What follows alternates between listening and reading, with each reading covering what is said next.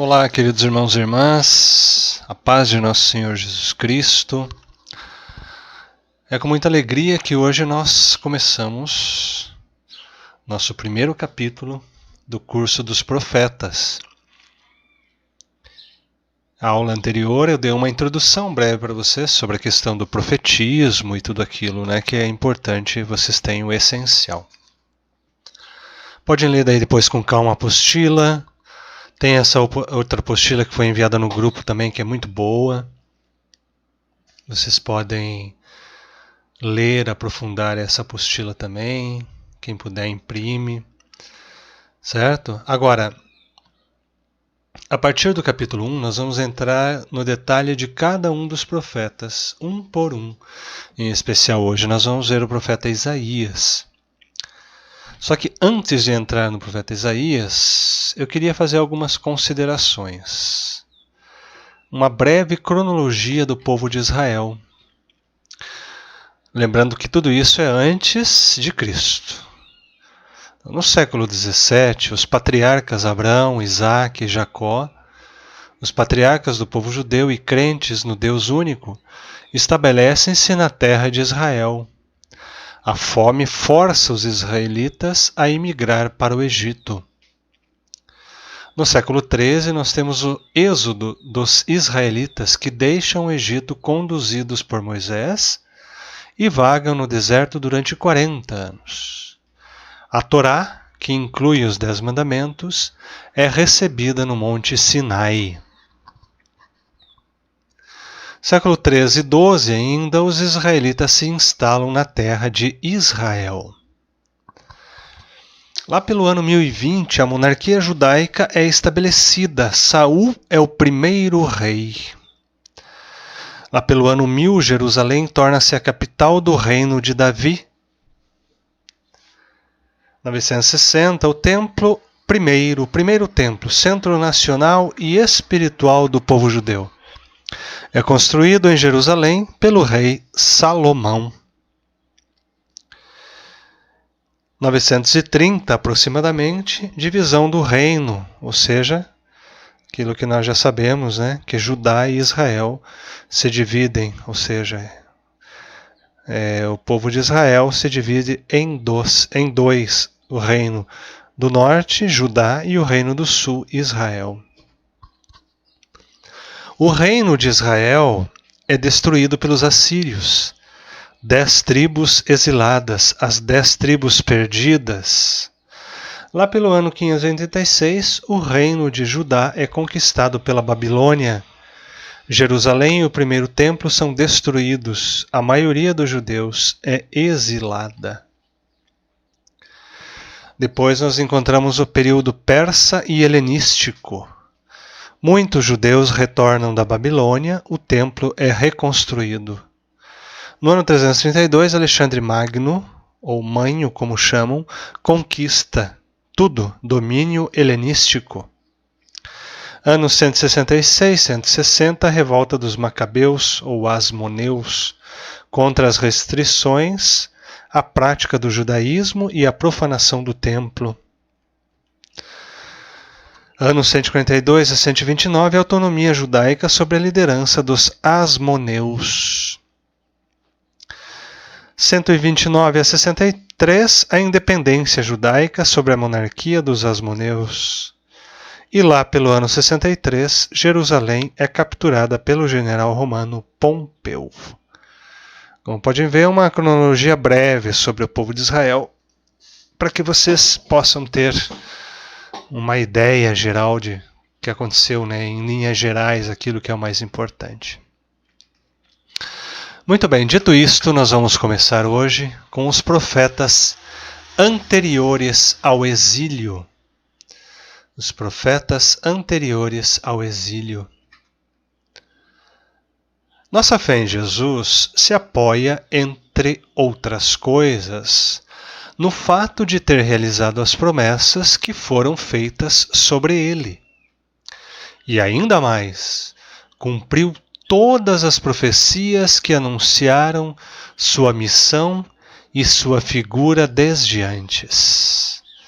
Então a nossa fé se apoia nisso. Jesus cumpriu as profecias que foram profetizadas pelos profetas. Nós cremos nisso, na verdade, queridos irmãos e irmãs. É uma fé que nós temos. Com isso, nós vamos iniciar o estudo detalhado dos livros da primeira geração de profetas escritores. São os que desempenharam seu ministério antes do exílio na Babilônia, que ocorreu lá pelo ano 587. Nós vamos seguir uma ordem cronológica para destacar assim o desenvolvimento que a revelação teve através desses instrumentos e testemunhos privilegiados. Então, irmãos e irmãs, é uma ordem cronológica que nós vamos seguir. Ok? Profetas antes do exílio da Babilônia. Daqui a pouco nós vamos começar eles. Né? Estão vendo ali? Ó? Vamos voltar lá. Breve cronologia do povo de Israel. Mas lá atrás, figuras proféticas anteriores ao exílio. Certo? A divisão que alguns comentaristas dos profetas entre maiores e menores fazem se refere somente à extensão dos seus escritos, conforme eu lhes falei na aula passada introdutória. Cada livro, grande ou pequeno, goza, no entanto, do mesmo carisma da inspiração. Não importa se é mais extenso o livro ou menos extenso. O que importa é que todos são inspirados por Deus. Por isso, o estudo dos profetas acabará sendo mais proveitoso para nós com a leitura pessoal do escrito. Também ajudarão as nossas necessidades concretas e a reflexão e a aplicação. Então, como vocês veem, eu não vou propriamente fazer um estudo um por um dos livros dos profetas conforme está na Bíblia, mas conforme a cronologia. Isso é muito importante, tá bom? Por isso, a divisão dos livros proféticos não obedecem à ordem cronológica nem histórica. Os chamados profetas maiores recebem essa denominação apenas pelo tamanho das profecias escritas e não pelo valor do profeta. São 5 profetas maiores e 12 menores. Os livros recebem os nomes dos autores, com exceção de Lamentações. Lamentações é um apêndice ao livro de Jeremias. Certo? Então, o livro das Lamentações, que é um livro profético, ele é um apêndice ao livro de Jeremias. São divididos em 3 grupos, antes, durante e após o exílio, o cativeiro da Babilônia. Então, essa é a divisão que nós seguimos, queridos irmãos e irmãs. Antes do cativeiro, nós temos profetas de Judá, que são Isaías, Jeremias, Joel e Obadias ou Abdias, Miqueias, Abacuque e Sofonias. Isso os profetas do reino de Judá, antes do cativeiro. Os profetas do reino de Israel, nós vamos ter Amós, Oséias e Jonas. Durante o cativeiro, nós teremos os profetas de Judá, que são Jeremias, Ezequiel e Daniel. E depois do cativeiro, nós teremos os profetas também de Judá, que são Ageu, Zacarias e Malaquias. Então, vocês podem ver lá que nós temos 1, 2, 3, 4, 5, 6, 7, 8, 9, 10, 11, 12, 13, 15, 16. Ali tem 16. Mas por quê? Porque alguns vão repetir depois no antes e durante o cativeiro. Tá bom? Isso é muito importante. Vamos lá. Os profetas do reino de Judá. Lembrando que nós estamos antes do exílio. E aqui nós vamos entrar no profeta Isaías. O profeta Isaías. Profeta Isaías. Isaías nasceu no ano 765 a.C., no seio de uma família distinta, talvez da casta sacerdotal. Se supõe que ele era da casta sacerdotal, portanto era uma família distinta. A julgar pela elevada cultura que seus escritos deixam entrever. O profeta Isaías tem uma grande cultura ali, bastante literário, bem interessante na sua forma de escrever. Em 740 vivia em Jerusalém, ano da morte do rei Osias, quando recebeu a vocação profética no templo. Então, no ano 740, que é o ano da morte do rei Osias, dizem que o profeta Isaías recebeu a sua vocação profética no templo. Deus lhe deu a missão de anunciar a ruína de Israel e de Judá, em castigo pelas infidelidades do povo, das quais não quiseram se arrepender. Sua ativa participação nos assuntos da vida social fez dele um herói nacional. Anotem bem isso. Deus lhe deu a missão de anunciar a ruína de Israel e de Judá, em castigos pelas infidelidades do povo, das quais não quiseram se arrepender. Então, a missão de Isaías é essa, né? Anunciar a ruína tanto do reino de Israel quanto do reino de Judá. E ele foi considerado um herói nacional na época, pelo seu empenho, por tudo aquilo que ele profetizou. Tudo começa quando os reis de Damasco e de Israel quiseram confabular ao jovem rei de Judá contra Teglath-Paleser da Assíria. Isaías, sem êxito, tratou de opor-se a esta política de ambições humanas, como garantia de que Deus queria proteger o povo e conduzi-lo ao êxito pelos caminhos diferentes dos eleitos pelo povo. Anunciou o nascimento misterioso do Emanuel e pronunciou as primeiras profecias messiânicas. Depois do ano 700, não sabemos nada de Isaías. Segundo a tradição, foi martirizado, submetido a Manassés.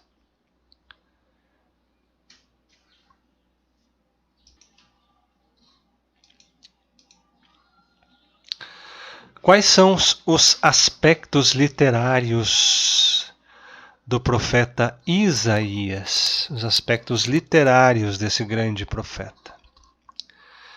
Isaías é um dos livros proféticos mais importantes por seu conteúdo. Anotem bem isso. É um dos livros proféticos mais importantes por seu conteúdo. Ele tem um estilo emocionante, que se caracteriza pela riqueza de imagens, de oráculos, de visões. Tem grande qualidade de estilo literário. O livro se compõe da união de vários documentos. O que Isaías escreveu foi completado 2 séculos mais tarde por alguns dos seus discípulos, seguindo seus ensinamentos e recorrendo à sua lembrança, acrescentaram várias passagens. Distinguimos as seguintes partes desse livro. Aqui nós podemos dizer, queridos irmãos e irmãs, que os capítulos de 1 a 39 recebem o nome de primeiro Isaías. Anotem bem, isso é importante do livro de Isaías. O livro de Isaías, nós dividimos eles em 3.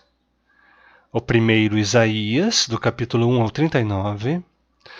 Depois, aquilo que nós chamamos de segundo Isaías, do 40 ao 55, que pertence a um discípulo da época do desterro. E depois aquilo que nós chamamos de terceiro Isaías, que abarca os capítulos 56 a 66. É um discípulo posterior ao desterro. Então, não esqueçam, primeiro Isaías, de 1 a 39, o segundo Isaías, do 40 ao 55, e o terceiro Isaías, do 56 ao 66. Ok? Então isso é o que nós chamamos de uma pluralidade de autores. Embora a teologia tradicional judaico-cristã defenda a existência de um único autor, tem muitos que defendem a existência de um único autor, mas os estudiosos mais aprofundados defendem a existência de 3 autores. Portanto, nós podemos ver alguns críticos do livro de Isaías, é uma coletânea de profecias proféticas de épocas bem diferentes.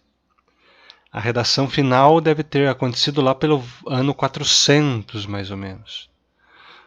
Ou, quem sabe, posteriormente. Segundo os mesmos, 300 anos depois da morte de Isaías, ainda se atualizavam suas palavras, pois mesmo as profecias da época dele foram relidas na perspectiva pós-exílica. Então, Isaías é um profeta muito interessante. Por quê? Porque ele é muito vasto aquilo que escreveu, e muitos discípulos depois, ao longo dos séculos, na frente, foram reescrevendo aquilo que Isaías escreveu. Certo? Nós podemos encontrar ainda, a título de divisão e estilo literário, então, primeiro Isaías. O primeiro Isaías é do 1 a 39. Contém a mensagem do profeta chamado Isaías, cuja preocupação central é a santidade de Deus. Certo? É a santidade de Deus. Ou seja, só Deus é absoluto. No meio a grandes mudanças políticas internacionais, Isaías condena a aliança com as grandes potências, mostrando que a nação só será salva, isso é muito importante, irmãos, se permanecer fiel a Deus e ao seu projeto. É a única forma da nação ser salva. Mas qual que é o mais importante aqui? É a justiça. Então nós podemos dizer que é uma espiritualidade baseada na santidade de Deus. E é Deus que conduz o profeta e conduz o povo, conduz a sociedade. Ainda no primeiro Isaías, ele fala também de um Emanuel, vocês vão encontrar isso lá no 7,14. Depois nós vamos ver passagem por passagem. No qual o Novo Testamento vê ali Jesus. No 7,14, o Novo Testamento vê Jesus. Vocês vão encontrar depois ali no capítulos de 1 a 5, tem como foco a corrupção moral. O povo está prosperando, mas o povo está se corrompendo. O povo está se corrompendo. Como está dividido assim mais ou menos essa primeira parte do primeiro Isaías? No capítulo 1 nós encontramos uma introdução ao conjunto do livro. Nos capítulos 2 a 12, profecia sobre Israel e Judá. Espera que eu vou colocar para vocês ali na tela, fica mais fácil. Ali do capítulo 13 ao 23, nós encontramos profecias sobre as nações estrangeiras. Algumas profecias que ele faz sobre as nações estrangeiras. Do 24 ao 27 é o Apocalipse de Isaías. Até interessante vocês lerem com calma lá o Apocalipse de Isaías. Do 28 ao 33, profecias de promessas e ameaças sobre Israel e Judá, que são muito parecidas aos capítulos 2 e 12, certo? Nos capítulos 34 e 35, encontramos outros fragmentos apocalípticos que provavelmente foram escritos pelo segundo Isaías no tempo do exílio Babilônia, mas não se sabe ao certo. E do 36 ao 39, relatos sobre a atividade de Isaías no momento da campanha de Senaqueribe contra Jerusalém. Então, esse é o primeiro Isaías. Ele é muito vasto. Ele é bastante vasto. Ele faz os comentários contra a falsa religião, critica a injustiça social, A época de Acás, fala da esperança em Ezequias. É bem interessante essa, porque são 40 capítulos na prática, 39 capítulos, tá certo? Depois nós temos o segundo Isaías. O segundo Isaías. Segundo Isaías. Os capítulos 40 a 55 foram escritos, segundo alguns estudiosos, por um profeta anônimo, comumente chamado de Segundo Isaías ou Deutero Isaías, que iniciou a pregação após 550 a.C., no final da época do exílio na Babilônia, quando ocorriam as primeiras vitórias de Ciro, apresentando uma mensagem de esperança e consolação. O fim do exílio, de 7 semanas de anos, 587 a 538, é visto como um novo êxodo, e como no primeiro, Javé será o condutor e a garantia dessa nova libertação. Então, segundo Isaías, nós podemos ver que ele está subdividido em duas partes. Do 40 ao 48, que é a queda da Babilônia e libertação por Ciro II, e dos capítulos 49 a 55, restauração de Sião, insistência no universalismo da salvação. Aqui nós vamos encontrar o servo de Deus. O segundo Isaías emprega a palavra servo 19 vezes no sentido de servo de Deus. Em 14 casos, queridos irmãos e irmãs, este servo recebe como nome próprio Israel ou Jacó, como forma de referir-se ao povo de Israel em seu conjunto.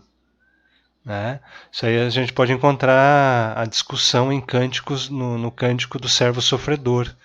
Vocês encontram isso daí lá, nos capítulos 49 a 55. Então esse daqui é o segundo Isaías. O terceiro Isaías... O terceiro Isaías, que são dos capítulos 55 56 a 66, são atribuídos por aquilo que nós chamamos de Trito Isaías ou Terceiro Isaías. Apresenta uma coleção de profecias que procuram estimular a comunidade que veio do exílio na Babilônia e se reuniu em Jerusalém com os que estavam dispersos. Condena os abusos e começam de novo a aparecer e mostra qual é o verdadeiro jejum. O terceiro Isaías não é um autor único. Esta parte é uma coletânea diversificada. O Salmo 63, 7 a 64, 11 parece anterior ao fim do exílio na Babilônia, enquanto que a profecia de 66, 1 a 4 é contemporâneo da reconstrução do templo, aproximadamente em 520 a.C. Os capítulos 60 a 62 aparentam-se com o segundo Isaías. Os capítulos 56 a 59 devem datar do século V a.C. E os capítulos 65 e 66, com exceção do 66, 1-4, poderiam datar da época grega ou da época imediatamente posterior ao exílio. Portanto, queridos irmãos e irmãs, aqui nós temos essa subdivisão dentro do livro do profeta Isaías, do primeiro, do segundo e do terceiro Isaías. Certo? Isso é muito importante ter presente. Primeiro, segundo e terceiro Isaías. Então, recapitulando, os capítulos 1 a 39 recebem o nome de primeiro Isaías. Os capítulos 40 a 55 pertencem a um discípulo da época do desterro e se chama segundo Isaías. E há um terceiro Isaías que abarca os capítulos 56 e 66. É um discípulo posterior ao desterro. Um ou discípulos, Depende, pode ser que sejam mais de um, obviamente. Tá certo? Forma de falar um discípulo é que pertence ao discipulado de Isaías. Ok? Então, primeiro Isaías, Segundo Isaías, terceiro Isaías. Bom, dito isto, nós vamos ver agora a mensagem teológica. A mensagem teológica do livro do profeta Isaías. Certo? Depois que a gente vê a mensagem teológica, nós vamos daí para os versículos mais importantes do livro do profeta Isaías. Tá? Só vamos fazer uma pequena pausa aqui e nós já voltamos com a mensagem teológica.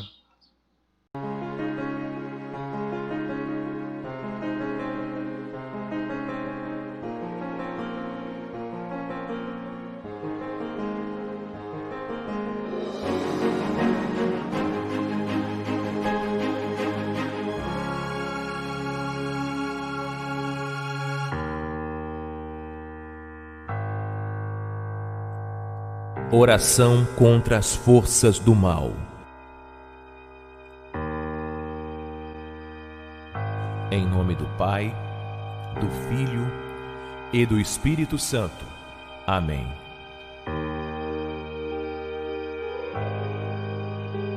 Senhor Jesus Cristo, eu creio que és o Filho de Deus e o único caminho para Deus, que morreste na cruz por meus pecados e por mim foste ressuscitado dos mortos. Com fundamento no que fizestes por mim, eu creio que as reivindicações do maligno contra mim estão canceladas em tua cruz. Senhor Jesus Cristo, eu me submeto a ti e comprometo-me a servir-te, a obedecer-te e a adorar-te. Nessa base, eu tomo posição contra qualquer força maligna das trevas que de alguma forma tenha vindo à minha vida, quer por atos da minha família, ou dos meus antepassados, ou dos meus inimigos, ou de alguma coisa a mais de que eu não esteja a par. Onde haja qualquer sombra na minha vida, quaisquer forças malignas, eu renuncio a elas agora, Senhor.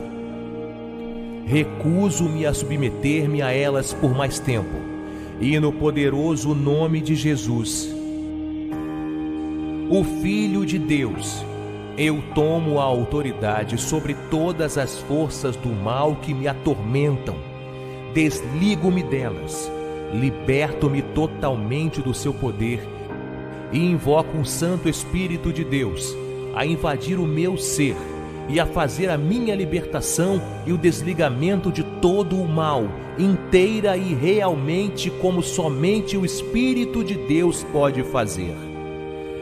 Senhor, a tua palavra diz que em teu nome eu devo abençoar as pessoas, as que amo, as que ainda não consigo amar e aquelas pelas quais o Senhor me pede para interceder. Eu sei, Jesus, que a bênção é fruto do teu amor dentro de mim e agindo através de mim. Por isso agora eu te peço, enche o meu coração com o teu amor, para que todas essas pessoas estejam agora atingidas por teu amor.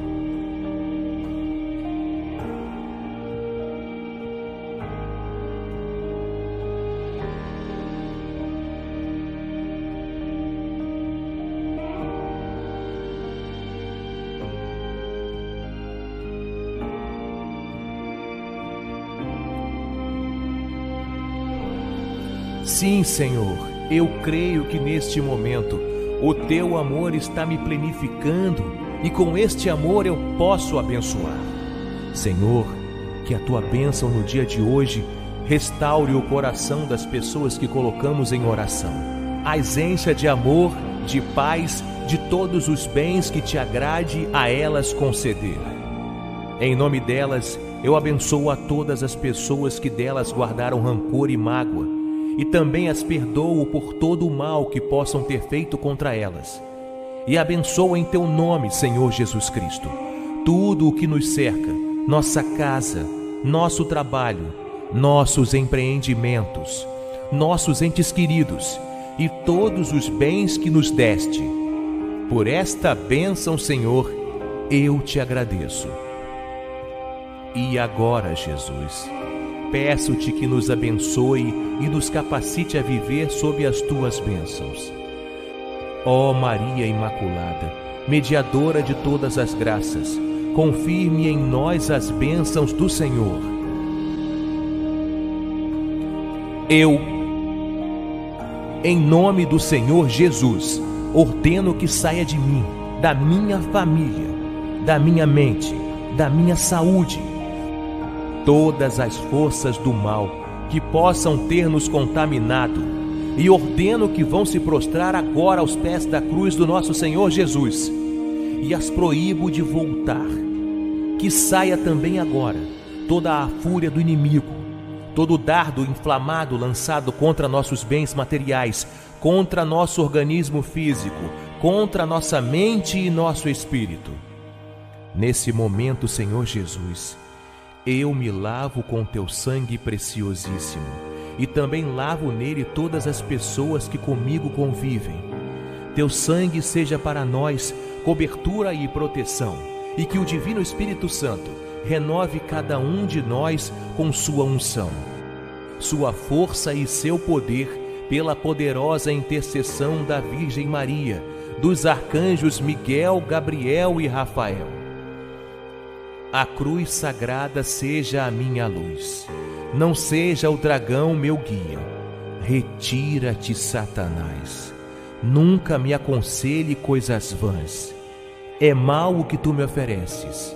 Bebe tu mesmo o teu veneno. No nome e no sangue do Senhor Jesus. Amém.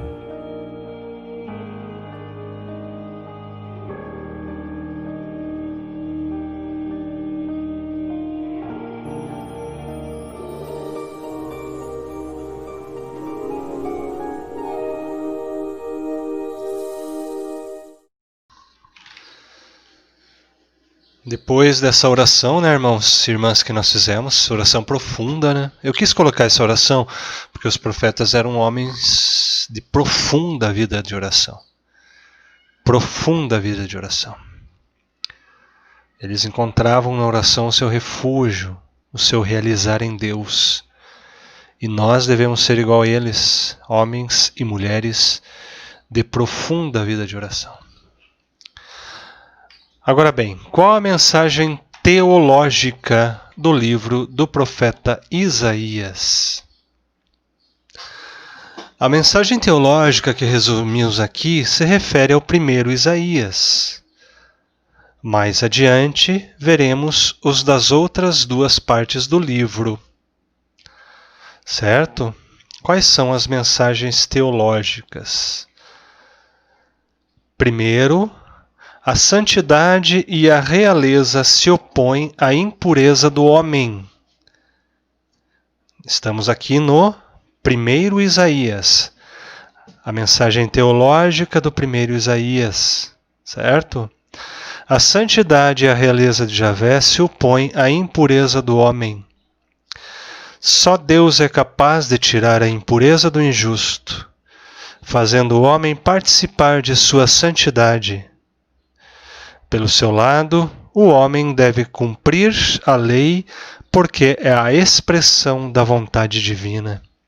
Então, primeiro aspecto teológico do primeiro Isaías, a santidade e a realeza de Javé se opõem à impureza do homem e só Deus é capaz de tirar a impureza do injusto, fazendo o homem participar da sua santidade.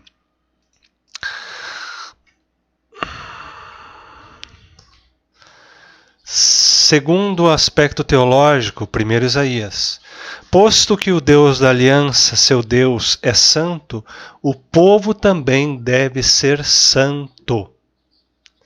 Alcança-se a santidade praticando a justiça, a caridade e a fé, especialmente as relações sociais e na sinceridade do culto que tributam a Javé. Então, o Deus da aliança é santo, o povo também deve ser santo. Mas como alcança-se a santidade? Praticando a justiça, a caridade e a fé.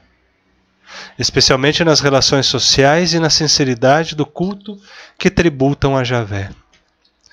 Terceiro aspecto teológico do primeiro Isaías. Isaías destaca a necessidade da fé e da confiança.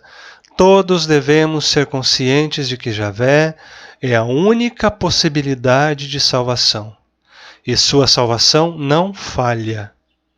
Portanto, o homem que confia no homem é maldito, e como o orgulho empurra ao pecado, o homem deve buscar a fé humilde e confiada que leva à salvação.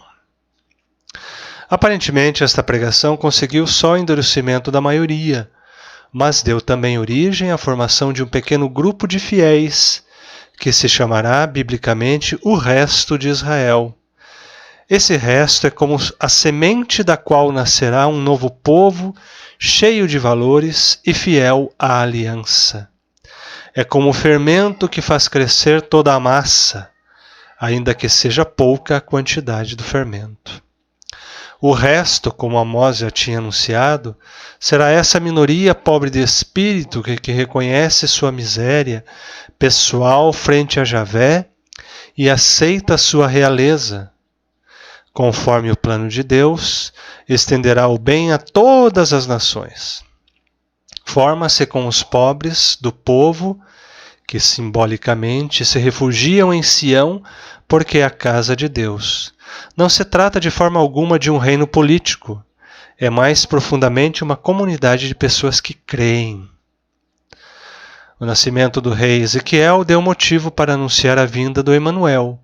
Este contexto de realeza nos destaca que o Messias será rei. Sua mãe o conceberá de tal maneira que será um sinal divino, e sobre ele o Espírito de Javé repousará com plenitude.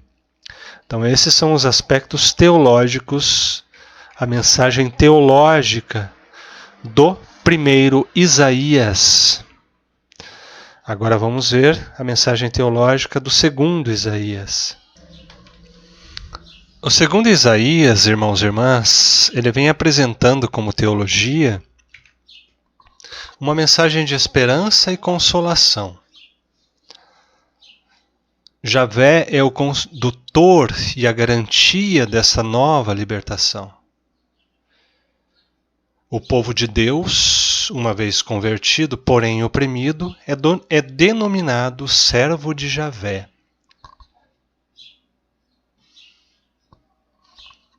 A comunidade, depois de convertida e libertada, se tornará missionária, luz para que as nações se voltem para o verdadeiro Deus.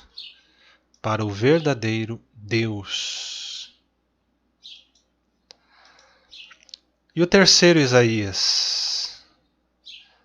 Qual seria a teologia do terceiro Isaías? Vamos ver aqui. Apresenta uma coleção de profecias que procuram estimular a comunidade que veio do exílio na Babilônia e se reuniu em Jerusalém com os que estavam dispersos. Então é uma teologia de estímulo para que o povo, encontre alegria em Javé. E também condena os abusos que começam de novo a aparecer e mostra qual é o verdadeiro jejum necessário para que haja novos céus e nova terra. Novos céus e nova terra. Então aqui nós temos a mensagem teológica do livro do profeta Isaías. Primeiro Isaías, quais são seus pontos fundamentais, depois quais são os pontos fundamentais da teologia do segundo Isaías e quais são os pontos fundamentais do terceiro Isaías. Dito isto, nós vamos para uma parte que eu gosto muito, que é pegar o livro e ler o livro, Apesar de que eu vou pegar algumas partes que são as mais importantes. Mas agora eu quero ler uma passagem que eu gosto muito e que ela é importantíssima no livro de Isaías. Peguem lá. Uma passagem que eu gosto muito, queridos irmãos e irmãs, peguem lá em Isaías. Isaías capítulo 40, versículo 12. Isaías, capítulo 40, versículo 12. Quem pode medir as águas do mar na concha da mão? Quem conseguiria avaliar a extensão dos céus a palmos, medir o pó da terra com alqueire? E pesar os montes na balança e os outreiros nos seus pratos? Quem dirigiu o Espírito de Javé, ou como conselheiro o instruiu? Com quem se aconselhou para que o fizesse compreender, para que o instruísse na vereda da justiça, para que lhe ensinasse o conhecimento, para que o fizesse conhecer o caminho do entendimento? Para ele as nações não passam de uma gota que cai no balde. São reputadas como pó depositado nos pratos da balança. As ilhas pesam tanto como um grão de areia. O Líbano não bastaria para o seu fogo, nem a sua fauna para um holocausto. Todas as nações são como nada diante dele. Não passam de coisa vã e nada. A quem comparar Deus? A que imagem poderíeis dele fazer? O artífice funde uma imagem, o ourives reveste de ouro. Para ela funde cadeias de prata. Aquele que faz oferenda de pobre, escolhe madeira e não apodreça. Busca um artífice perito capaz de erigir um ídolo que não vacile. Não o sabeis? Não ouvistes dizer? Não vos foi anunciado desde o princípio? Não compreendestes a fundação da terra? Ele está entronizado sobre o círculo da terra, cujos habitantes são como gafanhotos. Ele estende os céus como uma tela, abre-se como uma tenda que sirva de habitação. Ele reduz os príncipes a nada e faz dos juízes da terra uma coisa vã. Mal foram plantados, mal foram semeados. Mal o seu caule deixa raízes. Já o sopro de Deus cai sobre eles e eles secam. Essa passagem ressalta a grandeza de Deus, queridos irmãos e irmãs, segundo o profeta Isaías. Deus é grande, Deus está acima de tudo. Não existe nada maior do que Deus. Nada, nada, nada. Porém, nós deveríamos ter muito mais tempo, né, para aprofundar o livro do profeta Isaías. Depois vocês no estúdio, vocês vão lendo com calma o livro, né? Eu vou citar aqui para vocês uns 9 versículos que são os mais famosos, né, do profeta Isaías, aqueles que mais a gente escuta para lá e para cá e que são os mais messiânicos, digamos assim. Primeiro, isso aqui eu gosto muito. Isaías 55:6. Busquem o Senhor enquanto é possível achá-lo. Clamem por ele enquanto está perto.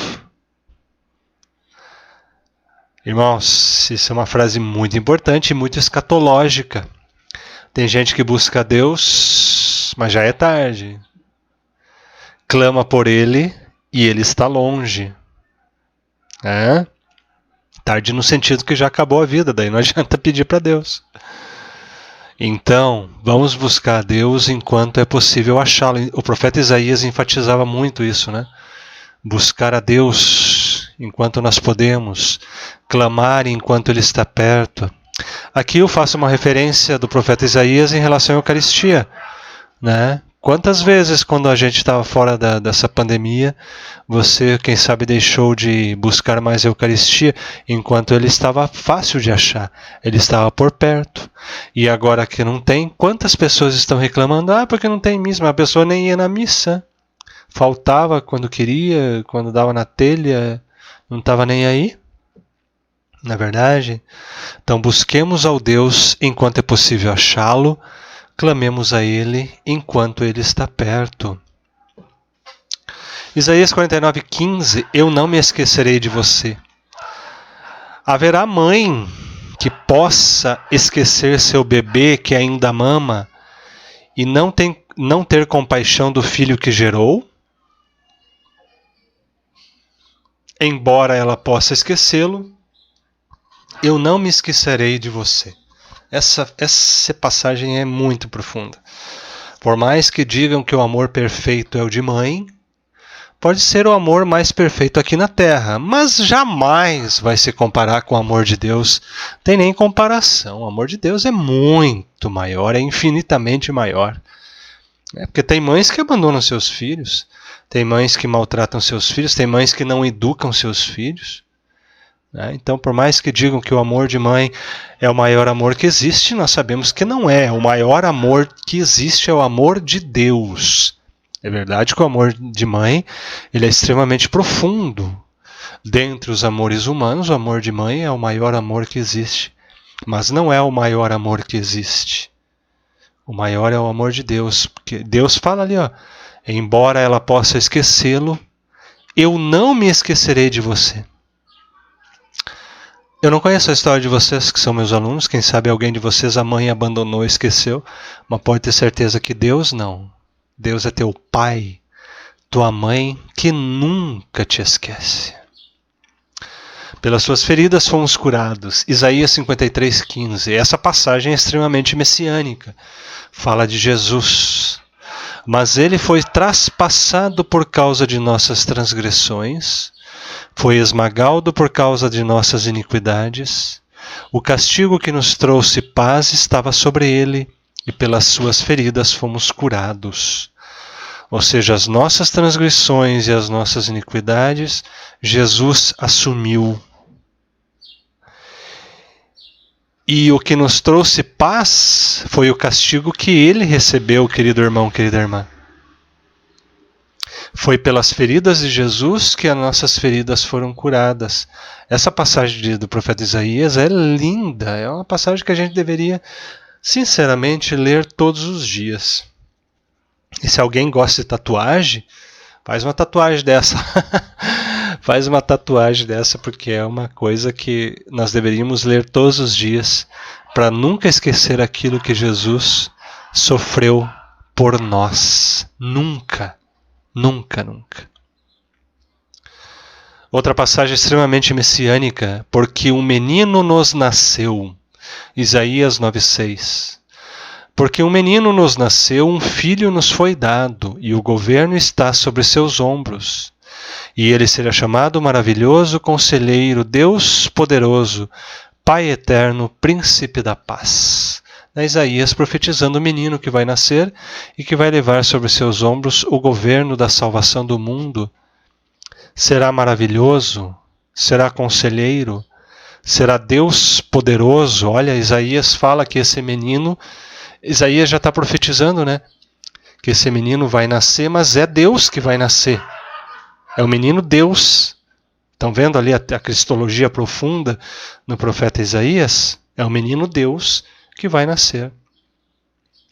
Pai eterno, príncipe da paz. Extremamente cristológica.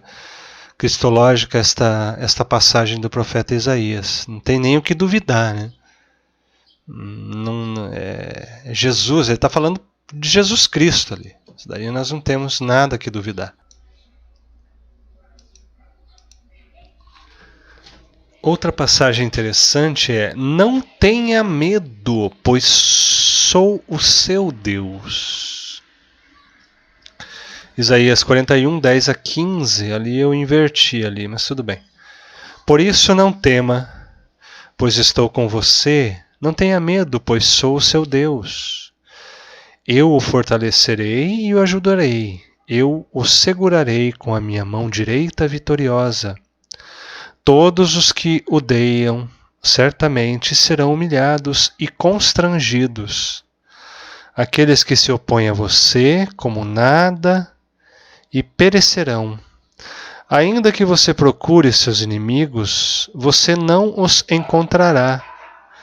Os que guerreiam contra você serão reduzidos a nada, pois eu sou o Senhor, o seu Deus, que o segura pela mão direita e diz a você: não tema, eu o ajudarei. Não tenha medo, ó verme Jacó, ó pequeno Israel, pois eu mesmo ajudarei, declara o Senhor seu Redentor, o Santo de Israel. Veja, eu o tornarei um debulhador novo e cortante, como muitos dentes. Você debulhará os montes e os esmagará, e reduzirá as colinas a palha. Interessante isso daqui, não é verdade, irmãos e irmãs? Muito interessante. Não tema, eu o ajudarei. A mesma passagem de cima, mas agora só um versículo. Pois eu sou o Senhor, o seu Deus, que o segura pela mão direita e diz você: não tema, eu o ajudarei. Eu o ajudarei. Senhor Deus, Ele ajuda as pessoas. Não tenha medo. Deus é capaz de vencer tudo com a sua graça e com o seu poder, porque Ele é o Deus poderoso.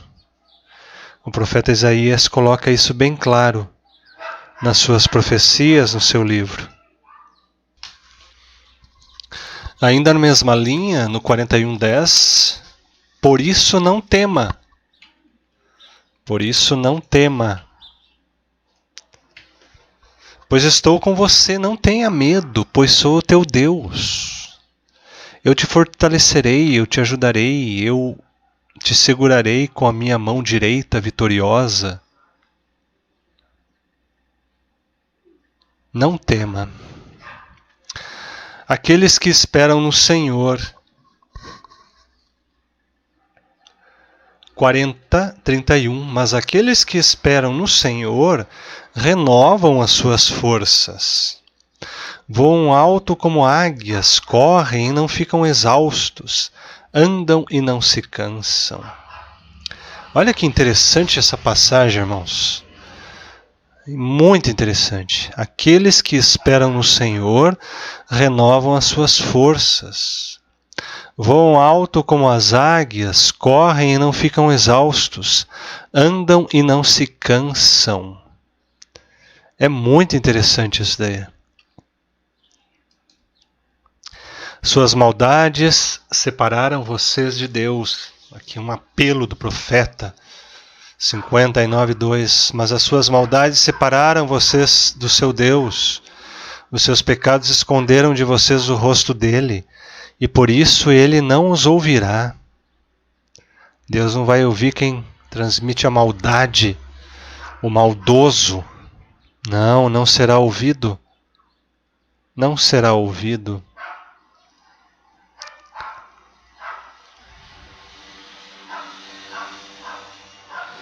Desde os dias mais antigos, eu o sou. 43:13. Desde os dias mais antigos, eu o sou. Não há quem possa livrar alguém de minha mão. Agindo eu, quem pode desfazer? Interessante essa passagem também que fala do poder. Poder de Javé, o poder do Messias. Então, queridos irmãos e irmãs, esse é o livro do profeta Isaías. Nós poderíamos ficar horas falando, pegando as passagens, meditando, mas, como disse, o tempo é escasso. O que importa é que eu dei o mais importante sobre o profeta, seus aspectos literários mais importantes, sua teologia. Aí depois vocês, com calma, vocês vão aprofundando, cada vez mais o mistério e o livro do profeta Isaías. Ok? Próximo encontro nos encontramos para ver o próximo profeta que vem. Lembrando que nós estamos ainda nos profetas antes do exílio. Antes do exílio. Estamos estudando esses profetas. Que Deus te abençoe, aprofunde lá na apostila que eu dei para vocês, também aprofunde naquela apostila que a Rosali mandou para vocês, tem bastante material interessante, leiam, repassem essa aula se for necessário, e nós nos encontramos para o próximo encontro. Que Deus te abençoe Que tenha uma ótima semana, assim seja.